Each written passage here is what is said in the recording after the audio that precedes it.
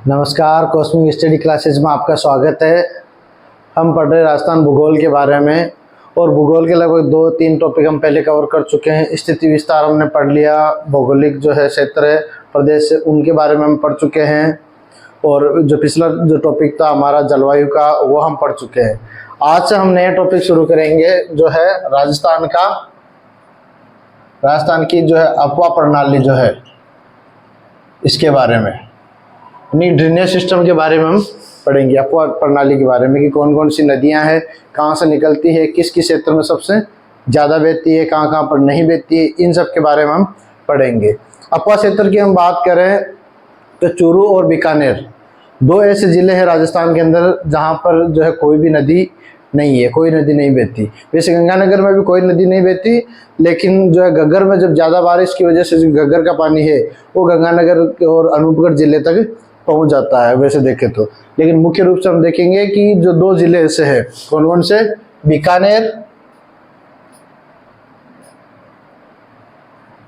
बीकानेर और चूरू, ये 2 जिले ऐसे हैं जहां पर कोई भी नदी नहीं बहती है। ठीक है, अब राजस्थान की नदियों की हम बात करें तो आपको पता होगा राजस्थान का जो मैप है, ये जो राजस्थान का मैप है, इस राजस्थान के मैप में यहाँ पर जो है वो क्या है, अरावली पर्वतमाला। क्या है? अरावली। ठीक है, और अरावली क्या है, ये भारत की जल विभाजक भी है। क्या है ये? भारत की जल विभाजक रेखा है, जल विभाजक रेखा। यानी कि इससे जो पानी जल विभाजक का भाग है, यानी कि इससे जो इस तरफ की जो नदियां हैं सारी की सारी, वो इस तरफ की जो बहने वाली सारी नदियां किस में जाकर के गिरेगी, बंगाल की खाड़ी के अंदर। कहाँ जाएगी सारी की सारी नदियां? बंगाल की खाड़ी के अंदर। और इस तरफ से जो बहने वाली नदियां हैं वो सारी की सारी नदियां किस तरफ जाकर के गिरती है, अरब सागर के अंदर। कहाँ जाकर के गिरती है? अरब सागर के अंदर जाकर के गिरती है। इसलिए अरावली पर्वतमाला है वो क्या है, यहाँ पर एक जल विभाजक का काम करती है राजस्थान के अंदर। ठीक है, भारत की जल विभाजक का ही जो भाग है, फिर आगे ये मध्य प्रदेश से होते हुए आगे निकल जाती है। तो इस जो है इस तरफ की जो नदियां हैं, पूर्व में जो बहेगी नदियां, वो सारी किस्म जाकर के गिरती है बंगाल की खाड़ी में। और इस तरफ से जो बहती है सारी सारी, वो सारी जाकर के कहाँ गिरती है, अरब सागर में। कुछ जो नदियां वो है। फिर है कि हमारे यहाँ पर क्या है, मरुस्थलीय क्षेत्र ज्यादा है। ठीक है, और मरुस्थलीय क्षेत्र ज्यादा होने की वजह से काफी सारी नदियां हैं जो न तो बंगाल की खाड़ी में जा पाती है और न ही किस में जा पाती है, अरब सागर में जा पाती है। दोनों ही तरह न जा करके और राजस्थान के अंदर ही लुप्त हो जाती है। मरुस्थलीय भाग अधिक होने की वजह से जो काफी सारी नदियां हैं वो राजस्थान में ही जो उनका उद्गम होता है, और राजस्थान में ही वो क्या हो जाती है, लुप्त हो जाती है। तो इस आधार पर हम देखेंगे तो राजस्थान को जो है संगम के आधार पर हम देखेंगे तो राजस्थान को 3 भागों में, राजस्थान के अफवाह क्षेत्र को 3 भागों में हम बांटेंगे। पहला है अरब सागरीय नदियां, अरब सागरीय अफवाह क्षेत्र। ठीक है, दूसरा है बंगाल की खाड़ी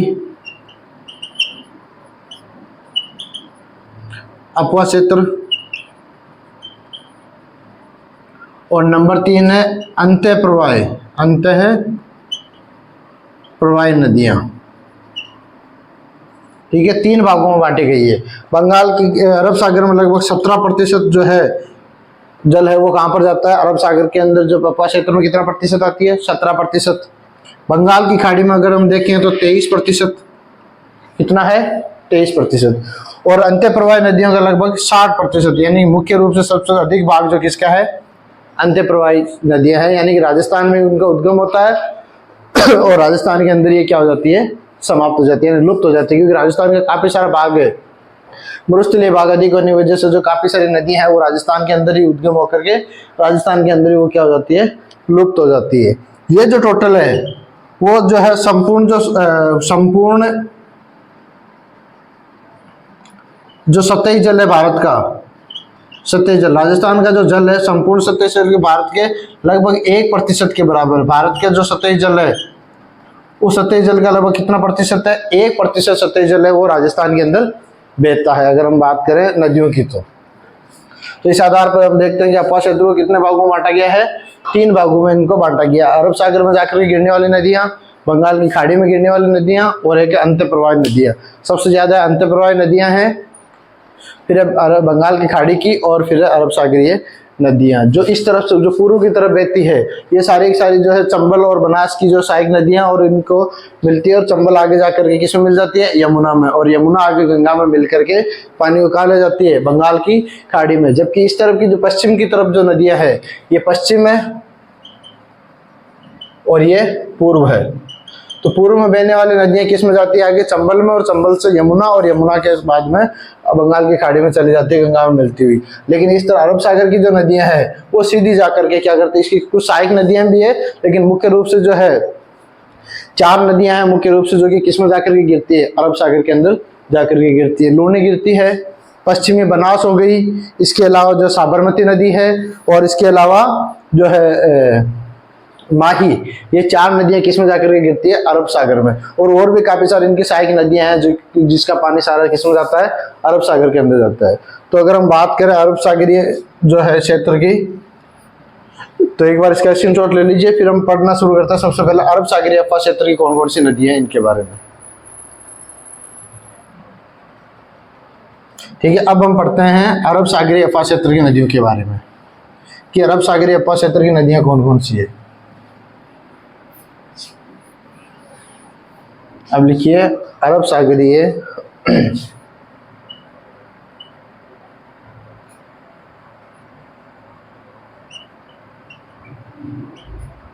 अफवाह क्षेत्रीय नदियां, मुख्य रूप से 4 नदियां हैं। कौन कौन सी है, लूनी नदी है, ठीक है, नंबर 2 पश्चिमी बनास, नंबर 3 साबरमती, और नंबर 4 है माही। ये 4 नदियां हैं जो कि जाकर के किसमें गिरती है, अरब सागर के अंदर गिरती है। ये दोनों नदियां पश्चिमी बनास और लूनी नदी ये किसमें जाकर के गिरती है, कच्छ के रण में। कहाँ जाकर के गिरती है, कच्छ के रण में। और साबरमती और ये माही ये दोनों नदियां कहाँ जाकर गिरती है, खंबात की खाड़ी में, ठीक है। ये जाकर कहाँ गिरती है, कच्छ के रण में, ये जाकर कहाँ गिरती है, खंबात की खाड़ी में। जैसे कि ये भारत है हमारा, तो हमने देखा होगा गुजरात का ये जो क्षेत्र है इस तरह से ये नीचे जाता है, यूं भारत बनता है। तो ये जो क्षेत्र है इसको तो बोलते हैं, यहाँ जाकर के जो यहाँ राजस्थान से बहती हुई यहाँ जाकर गिरती है तो है खंबात की खाड़ी, इसको क्या बोलते हैं, खंबात की खाड़ी। और जो यहाँ आकर के गिरती यहाँ से बहती हुई नदियाँ इसको बोलते हैं कच्छ का रण, ठीक है। जो यहाँ नदियां आती है कौन कौन सी आती है, साबरमती और माही जो जाकर खंबात की खाड़ी में गिरती है। और जो कच्छ का रण है ये वाला इन दोनों के बीच का, इस कच्छ के रण में जो है लूनी और बनास नदी आकर के गिरती है। तो आज हम सबसे पहले पढ़ना शुरू करते हैं किसके बारे में, लूनी नदी के बारे में। सबसे पहले कौन सी इनमें से मुख्य रूप से हम पढ़ते हैं, सबसे नंबर 1 ले लेते हैं लूनी नदी, ठीक है। सबसे पहले हम पढ़ते हैं लूनी नदी के बारे में। तो लूनी नदी का जो उद्गम माना जाता है, लूनी नदी के जो उपनाम है, और इसको क्या बोलते हैं, जो है सागरमती भी बोलते हैं इसको, ठीक है। और या फिर इसको लवणवती भी बोलते हैं, आदि खारी या आदि मीठी नदी भी इसको बोला जाता है, या लवणी नदी भी इसको बोलते हैं। 3-4 नाम इसके, लवणी नदी, लवणवती, सागरमती, आदि खारी, आदि मीठी, ऐसे अलग अलग नामों से इसको पुकारा जाता है। ये सारे नाम इसी के हैं, ठीक है। अब एक इसका उद्गम स्थल कौन सा, कहाँ से निकलती है, ये उद्गम कहाँ पर होता है, नागपहाड़ी जो है, कहाँ पर है नागपहाड़ी, अजमेर के अंदर। कहाँ पर है, अजमेर में। तो इसकी उत्पत्ति कहाँ से होती है, अजमेर से, ठीक है। उद्गम कहाँ पर है इसका, अजमेर में। फिर है कि इसकी जो संगम है यानी कि जाकर के किस में मिलती है, ये कच्छ के रण में। ये भी मैंने आपको बता दिया, कच्छ के रण में आकर के किस में मिलती है, इसमें कच्छ के रण के अंदर आकर के ये मिलती है। तो ये हमारा राजस्थान है, ये अगर हमारा राजस्थान है, ठीक है, ये मान लो कि ये राजस्थान है, तो ये यहाँ से निकलती है अजमेर से। अजमेर से निकल करके नागौर, जोधपुर, बालोतरा होते हुए और बाड़मेर की तरफ से निकलते हुए जाकर के आगे जाकर के यहाँ पर जो है कच्छ का रण है गुजरात के अंदर। कच्छ का रण कहाँ पर? गुजरात। इस कच्छ के रण के अंदर आकर जाकर के मिल जाती है। अपवा क्षेत्र इसका कहाँ कहाँ पर है? अपवा क्षेत्र पहले तो है कितना? 10.40%। कितना है? 10.40%। कहाँ कहाँ पर है? कहाँ से निकलती है अपवा क्षेत्र में? निकलती कहाँ से है? अजमेर, ठीक है। अजमेर के बाद में ये किस में जाती है? नागौर। नागौर के बाद में ये किस में जाती है? जोधपुर। जोधपुर से पाली, पाली से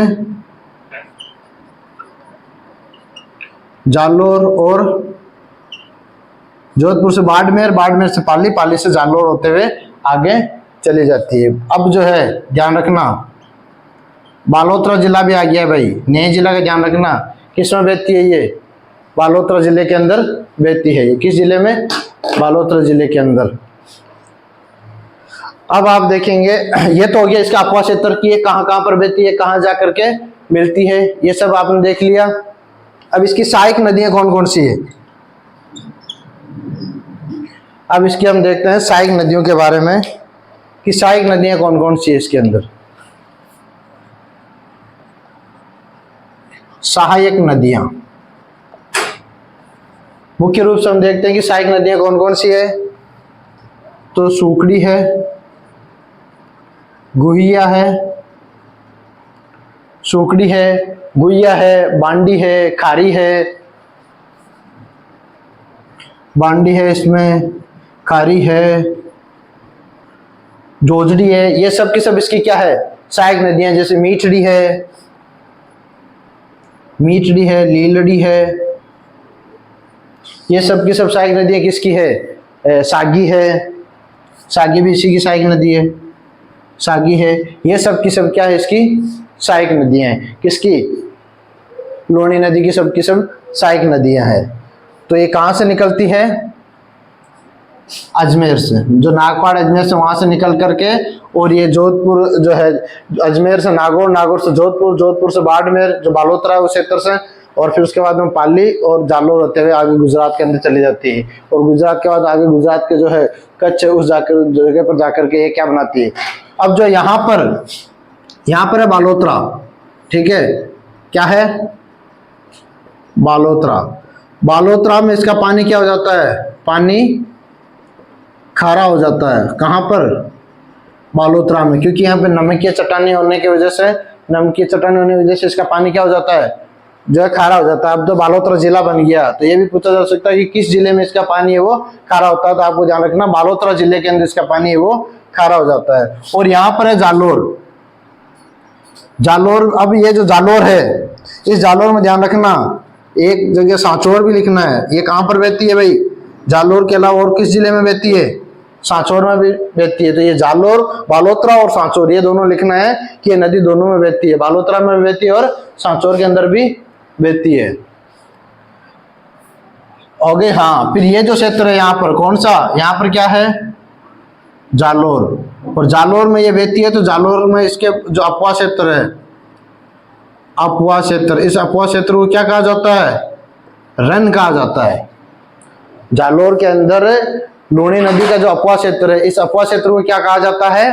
रन कहा जाता है। ठीक है, क्या बोलते हैं इसको? रन कहा जाता है। कहाँ पर? जालोर के अंदर। अब इसकी जो सहायक नदियां हैं ये हमने देख के लिए, सूखड़ी है, गुहिया है, बांडी है, खारी है, जोजड़ी है, मीठड़ी है, लीलड़ी है, सागी है, ऐसी कुछ है। बस ये ध्यान रखना कि ये जो जोजड़ी है ये एकमात्र ऐसी नदी है, एकमात्र नदी है जो दाईं तरफ से आकर के मिलती है, दाईं तरफ से आकर मिलती है। कहां से आकर के? ये कहां पर उत्पत्ति कहां से होती है इसकी? नागौर से।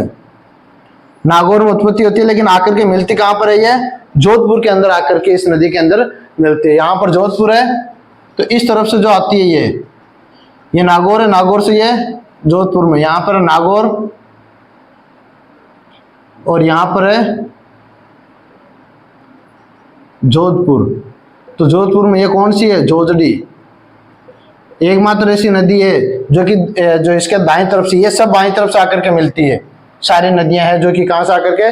बाएं तरफ से आकर के मिलती है। दाएं तरफ से सिर्फ एक ही नदी आकर के इसमें मिलती है, वो कौन सी मिलती है? जोजड़ी नदी है, वो बाएं तरफ से आकर के मिलती है। बाकी सारी सारी नदियां हैं वो इसमें दाएं तरफ से आकर के मिलती है। तो इसका स्क्रीनशॉट ले लीजिए आप एक बार।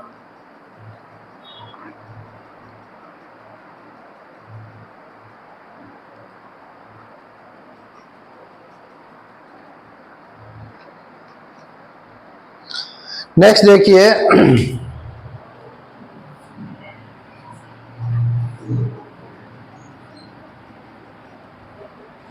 और इसके बारे में पढ़ते हैं, लोडी नदी के बारे में और पढ़ते हैं। अब इसके कि प्रमुख बांध कौन कौन से हैं, बांध के बारे में पढ़ते हैं। इसमें दो नदियां, एक तो बांडी है, बांडी नदी है, इसका ध्यान रखना। रासायनिक नदी भी बोलते हैं, रासायनिक नदी भी कहते हैं। क्यों? क्योंकि यहाँ पर रंगाई प्लस छपाई, इसका कार्य इसके आसपास अधिक होने की वजह से जो है इसका सारा पानी वो किसमें आ जाता है? बांडी में। इसलिए बांडी को रासायनिक नदी भी कहा जाता है। ये जरूर ध्यान रखना आप लोग, ठीक है। अब हम बात करते हैं कि प्रमुख बांध कौन कौन से यहाँ पर, बांध परियोजनाएं।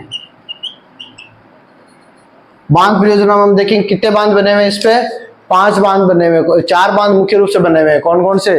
जैसे कि सहायक नदी में एक लिख लेना, जवाई नदी भी इसमें सहायक नदी है। इसकी जवाई नदी क्या है? इसकी सहायक नदी है। हाँ, ये जरूर ध्यान रखना। तो 5 बांध कौन कौन से? जसवंत सागर है, जिसको पिचियाक बांध बोलते हैं। इसके अलावा हेमासा जो बांध है, इसके अलावा जो है बांकली बांध है, और एक है जवाई बांध। 4 मुख्य रूप से बांध है। पहला है जसवंत सागर बांध, जसवंत सागर बांध, जिसको और किस नाम से जानते हैं? पिचियाक बांध। कहां पर बना हुआ है ये? जोधपुर में। कहां पर है? जोधपुर में। और किस नदी के पर बना हुआ है ये? लोनी नदी में। ये सारे बांध है वो या तो लोनी पे है या इसकी सहायक नदियों पे है, ठीक है। हेमावासा बांध है, हेमावास बांध, ये कहां पर बना हुआ है? पाली के अंदर बना हुआ है। और कौन सी नदी पर बना हुआ है? बांडी नदी, जो रासायनिक नदी है, इसी पे बना हुआ है। तीसरा है बांकली डैम, बांकली बांध, बांध को डैम भी बोलते हैं। तो बांकली डैम कहां बना हुआ है? जालोर के अंदर, ठीक है। कौन सी नदी पर? सूखड़ी नदी के ऊपर बना हुआ है। कौन सा? ये। नंबर 4 जो इंपॉर्टेंट है वो है जवाई बांध। कहां पर बना हुआ है? सुमेरपुर पाली में। नदी कौन सी है? जवाई नदी पर। किस नदी पे बना हुआ है? जवाई नदी पर बना हुआ है। इस बांध को कब बनाया गया? 1956 के अंदर। किसके प्रयासों से? मोती सिंह की देखरेख में। किसकी देखरेख में? मोती सिंह जो थे अभियंता थे, इन अभियंता की देखरेख में क्या कौन सा बांध बनाया गया है? जवाई बांध है वो बनाया गया है। और ये पश्चिमी राजस्थान की, ये क्या है? पश्चिमी राजस्थान की सबसे बड़ी बांध परियोजना है। कौन सी? जवाई सागर बांध, जवाई बांध। ये पश्चिमी राजस्थान की सबसे बड़ी बांध परियोजना। अगर हम पश्चिमी राजस्थान की बात करें, ये जलापूर्ति किस किस को करता है? इस बांध से अगर जलापूर्ति की देखें तो जलापूर्ति 3 जिलों को की जाती है। पाली को की जाती है, इसके अलावा जोधपुर को की जाती है, और इसके अलावा जालोर को। इन 3 जिलों को इससे क्या की जाती है? जलापूर्ति की जाती है। अगर इसका पानी कम हो जाता है, जवाई बांध के अंदर अगर पानी कम हो जाता है, तो इसमें जो है जवाई बांध के अंदर पानी की कम होने की वजह से, इस तरफ लिख देता हूं, जो सेई जल सुरंग है, सेई जल सुरंग, ठीक है। कहां पर? उदयपुर और पाली के बीच। इस जेई जल सुरंग से क्या किया जाता है? जवाई बांध को क्या की जाती है? जलापूर्ति की जाती है भाई। क्या की जाती है? जवाई बांध में अगर पानी कम होता है तो क्या किया जाता है? सही जल सुरंग जो है ना, उस सही जल सुरंग से क्या किया जाता है? जवाई बांध की जलापूर्ति किया जाता है। और ध्यान रखना, ये राजस्थान की पहली जल सुरंग है। कौन सी? सही जो जल सुरंग है ना, ये राजस्थान की पहली जल सुरंग है, जिसका क्या करती है, जो जवाई बांध के अंदर अगर पानी कम हो तो इस परियोजना को जलापूर्ति करने के लिए क्या किया जाता है? सही जल सुरंग से इसमें पानी वो उपलब्ध करवाया जाता है। तो ये हमने पढ़ा है किसके बारे में? लूनी नदी के बारे में, कि कहाँ इसका उद्गम है, कौन कौन से इस पे बांध बने हुए हैं, कौन कौन सी इसकी सहायक नदियां हैं, कहाँ पर इसकी उत्पत्ति होती है, कहाँ जाकर के इसके संगम होता है, सहायक नदियां, अपवा क्षेत्र, इन सब के बारे में पढ़ा है। ठीक है। अब अगली जो नदी है हमारे पास कौन सी है? पश्चिमी बनास। इसका स्क्रीनशॉट ले लीजिए आप एक बार।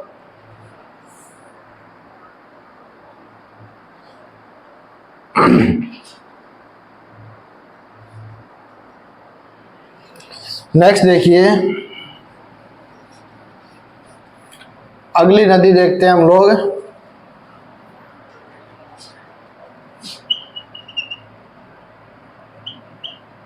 अगली नदी लेते हैं हम लोग पश्चिमी बनास। दूसरी नदी है जो कि कच्छ के रण में जाकर गिरने वाली दूसरी नदी कौन सी है?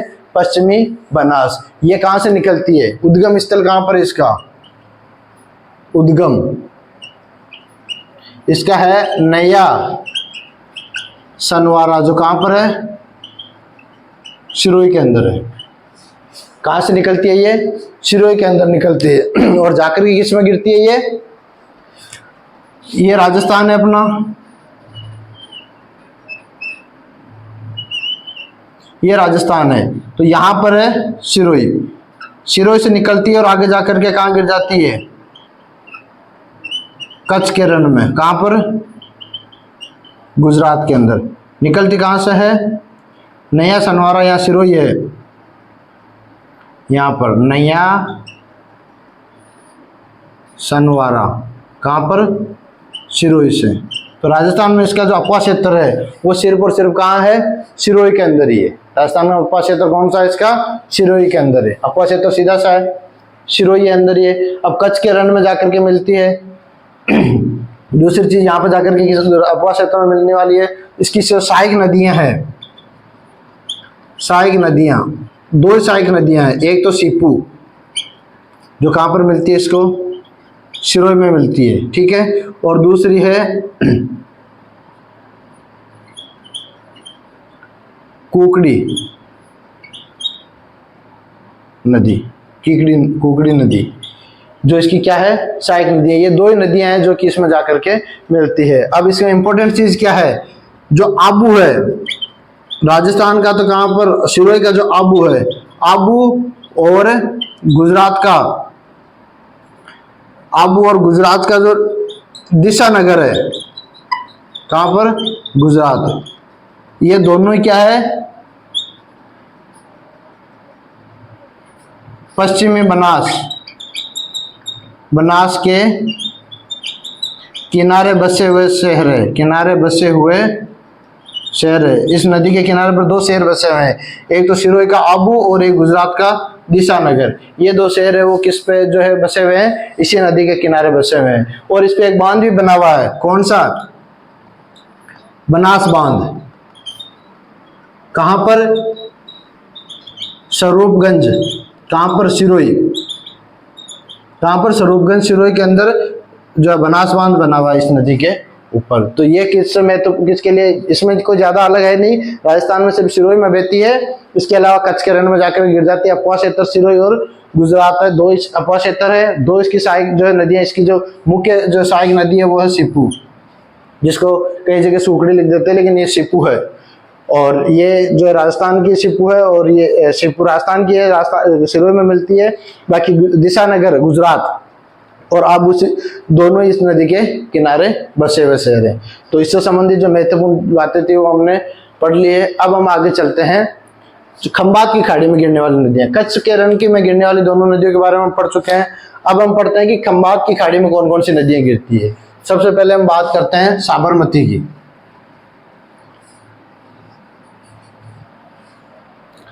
साबरमती के बारे में सुना है ना, गांधी जी के लिए साबरमती के संत तूने कर दिया कमाल। यानी साबरमती ये वही नदी है जहां पर अहमदाबाद के अंदर, गांधीनगर के अंदर जो महात्मा गांधी जी का क्या है, आश्रम बना हुआ है, साबरमती। अब हम पढ़ते हैं साबरमती नदी, ठीक है, जो कि कहां जाकर के गिरती है, खंबात की खाड़ी में। अब इसकी उत्पत्ति कहां से होती है, सबसे पहले उद्गम देखते हैं इसका। पदराना पहाड़ी कहां पर है, उदयपुर, वहां से उसकी उत्पत्ति होती है। यहीं पर इस पहाड़ी के पास में एक झाड़ोद, तो झाड़ोद के अंदर ये क्या आता है, 5 धाराओं में बहती है। कितने धाराओं में, 5 धाराओं में बहती है। और आगे जाकर के ये क्या हो जाती है, एक हो जाती है। यानी कि आगे जाकर के नदी का रूप धारण कर लेती है साबरमती का। लेकिन जहां से इसकी उद्गम स्थल है वहां से कितने धाराओं में निकलती है, 5 धाराओं में निकलती है। और कहां से निकलती है, झाड़ोद के क्षेत्र में ये 5 धाराओं में बहती है। इसका उद्गम है जो कौन सी पहाड़ी है, पदराना पहाड़ी, जो कहां पर है, उदयपुर के अंदर है। संगम इसका देखोगे, हमने संगम पढ़ा है कि संगम कहां पर होता है, सीधी सी बात है, कहां पर होता है, खंबात की खाड़ी में। खंबात की खाड़ी के अंदर जाकर के ये गिरती है। इसकी टोटल लंबाई अगर हम बात करें तो टोटल लंबाई कितनी, 416 किलोमीटर। कितनी है ये, 416। लेकिन राजस्थान की अगर हम बात करें, राजस्थान में लंबाई कितनी है इसकी, मात्र 45 किलोमीटर। राजस्थान के अंदर कितनी बहती है ये, मात्र 45 किलोमीटर बहती है। राजस्थान के इसके अंदर इसका अपवा क्षेत्र जो है, अपवा क्षेत्र वैसे तो हम देखें तो कौन कौन सा है अपवा क्षेत्र। अपवा क्षेत्र की बात करें तो उदयपुर, राजस्थान का तो कौन सा, उदयपुर, जो कि राजस्थान का है। इसके अलावा गुजरात, ये जो क्षेत्र है इसका क्या है, मुख्य अपवा क्षेत्र माना जाता है। अब इसकी सहायक नदियों की बात करें, सहायक नदियां, सहायक नदियां किसकी, इसकी साबरमती नदी की सहायक नदियां कौन कौन सी है। इसको पढ़ने के लिए हम देख सकते हैं वैसे, वैसे हमें मावा चाहिए, क्या चाहिए, मावा चाहिए। तो वैसे का तो वेत्रक, वैसे की क्या हो जाता है, वेत्रक, सेका, सेई, अभी जल सुरंग हमने पढ़ाया था, किसको जलापूर्ति करते हैं, जवाई बांध को जलापूर्ति करते हैं, वो पढ़ाया हमने, सेई, हेका, हतमती, मेका, मेसवा, माका, माजम और वाका, वाकल। वाकल की एक सहायक नदी है मानसी, वो भी इसी में जुड़ती है, तो कभी मानसी भी इसके साथ में लिखा होता है। मानसी वाकल में गिरती है और वाकल जाकर के साबरमती में गिरती है। तो ये प्रमुख सहायक नदियां हैं किसकी, साबरमती की प्रमुख सहायक नदियां कौन कौन सी है, वेत्रक है, सई है, हतमती है, मेसवा है, माजम है, वाकल है, और वाकल की एक सहायक नदी है मानसी। तो वो वाकल में गिरती है और वाकल जाकर के इसमें गिरती थी। काफी जगह मानसी को ही जो इसकी सहायक नदी भी बताते हैं साबरमती की, तो कंफ्यूजन नहीं होना हम लोगों को, ठीक है। और 2 मुख्य जो जल सुरंगें हैं जो इससे जुड़ी हुई है, जल सुरंग कौन कौन सी लिख लेते हैं। जल सुरंग 2 है, नंबर 1 सेई जल सुरंग, सेई जल सुरंग, और नंबर 2 मानसी वाकल जल सुरंग, ठीक है। सेई के बारे में हमने पढ़ा था, कहां से, उदयपुर पाली के बीच में कौन सी है, सेई जल सुरंग है, ठीक है। और मानसी वाकल जल सुरंग है, ये क्या करती है, जो देवास, देवास या आप बोल सकते हैं इसको मोहनलाल सुखाड़िया, मोहनलाल सुखाड़िया जो है परियोजना, उस परियोजना को जलापूर्ति करती है ये, ठीक है। क्या करती है, जलापूर्ति करती है, जल की पूर्ति करवाती है वहां पर, किसको, मोहनलाल सुखाड़िया जो परियोजना है उसको। और बात करें इसकी वाकल की, तो राजस्थान की सबसे लंबी जल सुरंग है भाई, ये जल सुरंग राजस्थान की सबसे लंबी 11.2 किलोमीटर है ये लंबी। कितनी है, 11.2 किलोमीटर लंबी जो है ये परियोजना है। कौन सी? मानसी वाकल जल सुरंग। तो ये हमने देखा है। तीसरी नदी हमने पढ़ी है कौन सी? साबरमती के बारे में। तो यहाँ तक अपन राजस्थान की जो अरब सागरीय क्षेत्र की जो 3 नदियों के बारे में आज हमने पढ़ा है। पहले पढ़ा है लूनी नदी के बारे में, नंबर 2 पश्चिम बनास और नंबर 3 साबरमती के बारे में। 3 नदियों के बारे में हमने पढ़ा है। उत्पत्ति क्षेत्र कहाँ है और कहाँ जाकर के ये गिरती है, और कौन कौन सी इनकी सहायक नदियां हैं, कौन कौन से बांध इन पे बने हुए, इन सब के बारे में हमने पढ़ा है। अगले वीडियो में हम पढ़ेंगे जो है राजस्थान की एक और जो है इसकी अरब सागरीय क्षेत्र की नदी है कौन सी? माही नदी, जो कि मध्य प्रदेश से जो महेंद्र झील है वहां से निकलती है। उसके बारे में हम अगले वीडियो में पढ़ेंगे, अगले वीडियो में देखेंगे। लेकिन यहाँ तक हमने 3 नदियों का देखा है, और अगले वीडियो में हम जो है न सिर्फ ये पढ़ेंगे माही, उसके आगे जो हम जो बंगाल की खाड़ी के अंदर जो गिरने वाली नदियां हैं उनके बारे में भी हम डिटेल से अध्ययन करेंगे। तो मिलते हैं अगले वीडियो में। आज के लिए धन्यवाद।